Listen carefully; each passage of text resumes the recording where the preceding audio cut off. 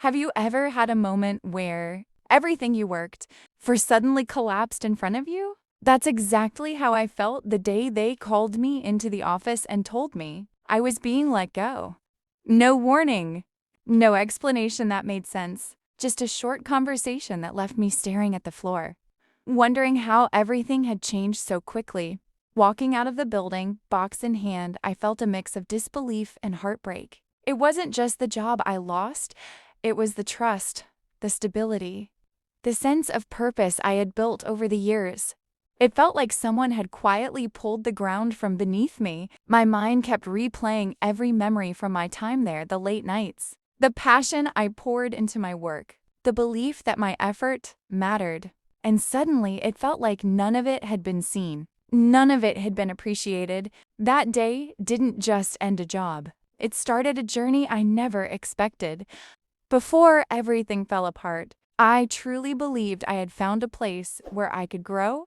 I wasn't just showing up for a paycheck. I cared about the work, the team, and the projects we built together. I gave extra hours when no one asked, took on responsibilities outside my role, and tried to be the kind of person others could rely on. There were moments I felt proud, moments where I thought, this is where I belong. I trusted the company, trusted the people around me, and trusted that my dedication meant something. Looking back, that trust is what makes the story so painful. When you invest your time, your energy, and a little bit of your heart into something, being pushed aside feels less like a decision and more like a personal loss. I didn't just lose a job, I lost the sense of belonging I had worked so hard to build. That's why the betrayal cut as deeply as it did. Looking back, the signs were there long before the day I was let go. They were quiet, easy to dismiss, and easy to excuse. I remember spending weeks on a project, only to have my contribution brushed aside in meetings. I remember offering ideas that were ignored until someone else repeated them. Each moment was small on its own, but together they created a pattern I didn't want to acknowledge. I kept telling myself things would change, that maybe leadership was busy, or maybe they didn't realize how much I was contributing. But deep down, a part of me felt the shift.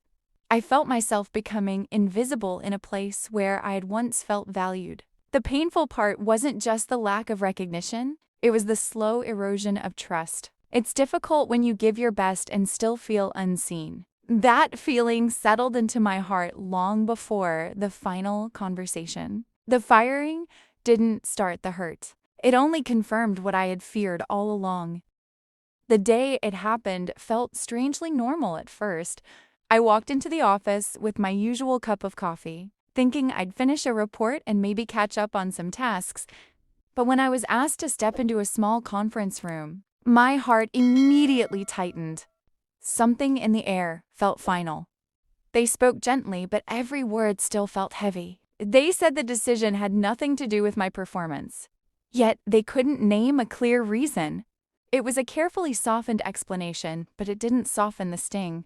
As I listened, I felt a mix of confusion, sadness, and disbelief. I had invested my energy, my ideas, my late night aimed. Suddenly, I was being told there was no longer a place for me. Walking out with my box of belongings felt surreal, like I was watching myself from a distance. What hurt most wasn't just losing the job, was losing the sense of belonging. I thought I had built. It felt like a door closing before I was ready to leave. After leaving the company, I felt a mix of emptiness and uncertainty. For days, I questioned myself. Was I really not good enough? Did I miss something? The self-doubt was overwhelming. But amid the hurt, a small, persistent thought began to surface. I have the ability to create something new for myself. I started exploring ideas I had always dreamed about but never pursued, thinking they were too risky or unattainable. Slowly, I realized that being forced out wasn't just an ending. It was an opportunity to reclaim my path. Every setback became a spark. I began learning, planning, and imagining what it would look like to run my own company on my terms. It wasn't about proving them wrong. It was about proving to myself that I could turn pain into purpose. That's when determination replaced despair. I knew I wouldn't just survive this moment, I would grow from it. Starting my own company was both exciting and terrifying. I had no guarantee of success, no safety nets, and no clear roadmap. Every step felt uncertain, and yet, for the first time in a long while, I felt fully in control of my choices. I began small, focusing on what I knew I could do well and where I could make a real impact. Each milestone a client won, a project completed. A positive review reminded me that my skills, dedication, and vision had value. Even if my previous employer hadn't recognized it, there were challenges. Of course, late nights, doubts, and the constant pressure to prove myself. But unlike before, these struggles felt empowering. Every obstacle was a lesson, every failure a guidepost for improvement.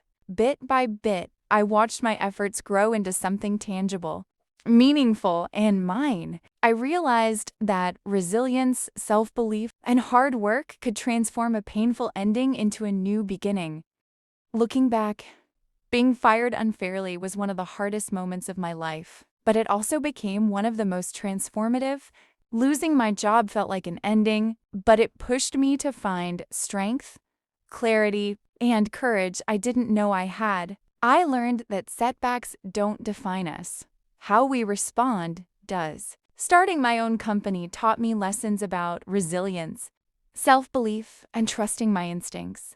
It wasn't easy, but every step reinforced that integrity, hard work, and patience matter more than instant recognition or approval from others. The journey from being dismissed to building something of my own reminded me that personal growth often comes from the most difficult moments. If you've ever been unfairly treated, underestimated, or overlooked, remember that challenges can become opportunities. I want to hear from you. What would you do if this happened to you? Comment below, and if this story inspired you, please like, subscribe, and hit the bell for more real-life stories of resilience and growth.